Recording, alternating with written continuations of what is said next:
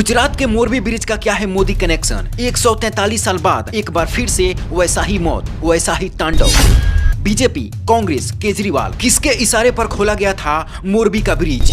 आखिर कौन है 200 से ज्यादा मौतों का जिम्मेदार? इतिहास में एक बार फिर से वैसा ही हुआ जो नहीं होना था। 143 साल बाद फिर से वही कहर देखने को मिला। 11 अगस्त 1979 का दिन कोई भूल नहीं सकता। ये वही डैम है जिसने 2000 लोगों की जान ली थी। देखते ही देखते पूरा शहर शमशान में तब्दील हो गया था। 11 अगस्त 1979 को दोपहर 3:15 बजे का समय था। लगातार बारिश और स्थानीय नदी में बाढ़ के चलते मच्छू डैम ओवरफ्लो हो गया था। इसके कुछ ही देर में पूरे शहर में तबाही मच गई थी और ठीक 3:15 बजे डैम टूट गया और 15 मिनट में ही डैम के पानी ने पूरे शहर को अपनी चपेट में ले लिया था। देखते देखते मकान और इमारतें गिर गई, जिससे लोगों को संभलने तक का मौका भी नहीं मिला। यह हादसा इतना भयानक था कि इंसानों से लेकर जानवरों के शव खंभों पर लटके हुए मिले। हादसे में पूरा शहर मलबे में तब्दील हो गया था। चारों तरफ सिर्फ लाशें ही नजर आ रही थी। इस भीषण हादसे के कुछ दिन बाद इंदिरा गांधी ने मोरबी का दौरा किया था, तो लाशों की दुर्गंध इतनी ज्यादा थी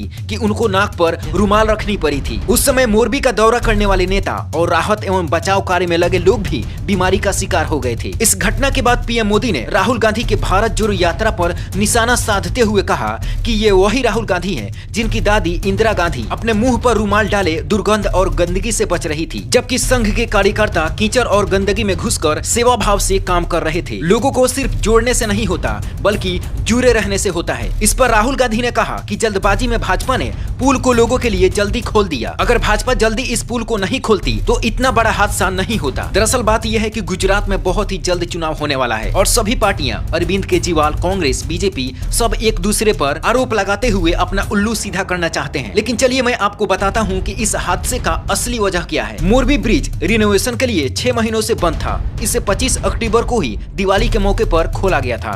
इसका उद्घाटन 20 फरवरी 1879 को मुंबई के गवर्नर रिचर्ड टेम्पल ने किया था। ये पुल 143 साल पुराना है। इसकी मरम्मती का काम अभी चल ही रहा था। मोरबी ब्रिज के मेंटेनेंस की जिम्मेदारी ओरेवा ग्रुप के पास है। इस ग्रुप ने मार्च 2022 से मार्च 2037 तक यानी 15 साल के लिए मोरबी नगर पालिका के साथ एक समझौता किया है। ग्रुप के पास ब्रिज की सुरक्षा, सफाई, रख रखाव, टोल वसूलने और स्टाफ का प्रबंधन उसके ही जिम्मे है। ये पुल टूटने की सबसे बड़ी वजह थी लोगों की ज्यादा संख्या। दिवाली के बाद ये सबसे बड़ा हादसा है जिसमें 200 से ज्यादा लोगों की जानें जा चुकी है। इस ब्रिज की क्षमता है 100 लोगों की, लेकिन रविवार की छुट्टी होने के चलते हादसे के वक्त ब्रिज पर 400 से 500 लोग जमा थे। इसी के चलते ब्रिज बीच से ही टूट गया। इससे भी बड़े बड़े हादसे इस देश में देखे जा चुके हैं। आखिर इसका जिम्मेदार कौन है? बड़े बड़े हादसे के बाद छोटे छोटे मुआवजे का ऐलान करके लोगों को लुभाया जाता है। इस हादसे पर आपकी क्या राय है? किसकी लापरवाही है, सरकार की, लोगों की या ब्रिज मेंटेनेंस करने वाली उस कंपनी की? अपनी महत्वपूर्ण राय नीचे कमेंट बॉक्स में जरूर लिखें।